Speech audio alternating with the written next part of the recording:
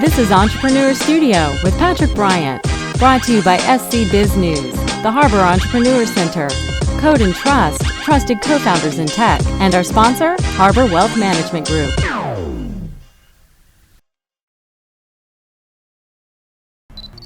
We are with Gene Crawford, the founder of Period 3 Web Development Services here in Columbia, South Carolina. We're at the Growth Summit. That's our beautiful setting today. Behind us, there's a whole conference going on with people learning all about entrepreneurship.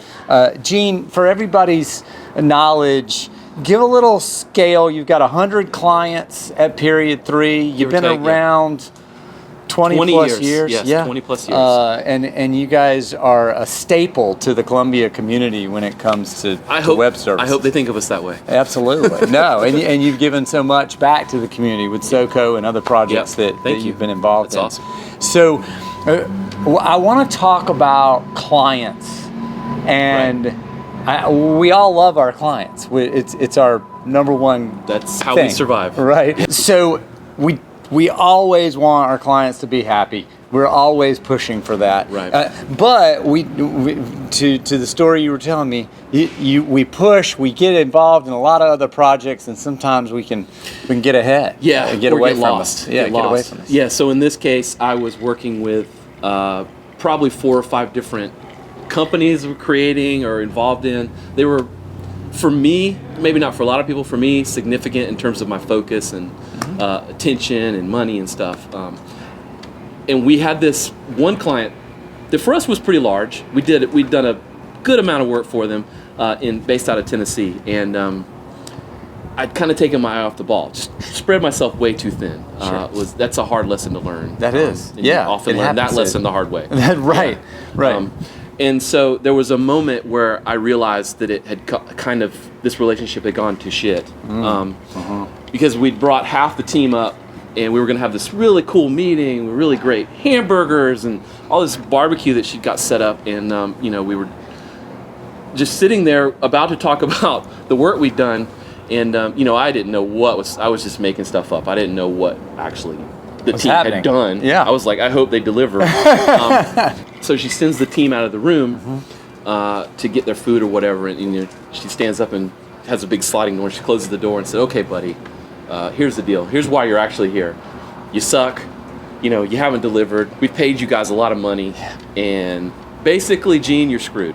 Wow. And I was like, ugh. Yeah. That hurts. It hurts. It's crazy. People don't understand how much. Yeah. And then it hurt. Yeah. You don't want it at all. Yeah. And so, threatened of lawsuit and all this stuff. And, I wanted to just crawl under the desk and just leave because I was, while I had, taken my eye off the ball, I was still, kind of in my own mind enough to realize that I couldn't blame anyone else. I mean, it's my fault. Like, I'm responsible. I'm the person that owns the company or whatever. Ultimately, it's me. Yeah. My butt's on the line. Yeah. So what do we do? So that's one of those moments where, do you run or do you just kind of figure it out? And you had mentors helping you yes. kind of think through this. Yeah, and that's a good point.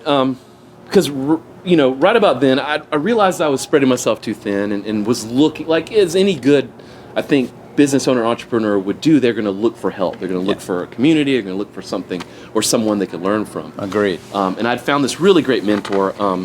He's a Navy SEAL, retired Navy SEAL at the time. He was also a beginning entrepreneur at the time. That's kind of how we got to know each other. And it wasn't so with him. It wasn't. I think with any good mentor, it's not just like one bit of advice he gave me. It was more like watching the way he lives and watching the way he does things.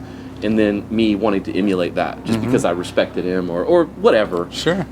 I think that's the way you really learn from a mentor. You know? Not so much them just giving you one-to-one advice. That's right. But in watching him and how he approached things and listening to his stories really influenced me. And that was a moment where I drew upon my relationship with him, not by help, I need help, but more like, what would he do? Right. What would he do in that moment? And, that's right. And he would.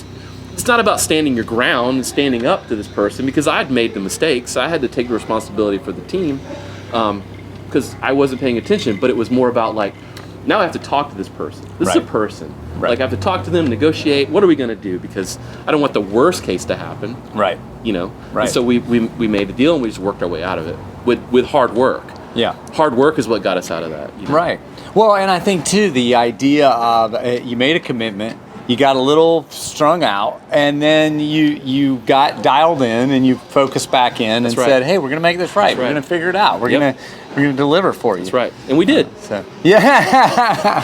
At the end of the day, the moral of the story. Hey, you're still here. You made it. Yeah, 20 years. I love it. Thanks for sharing that with us. Thanks, Gene.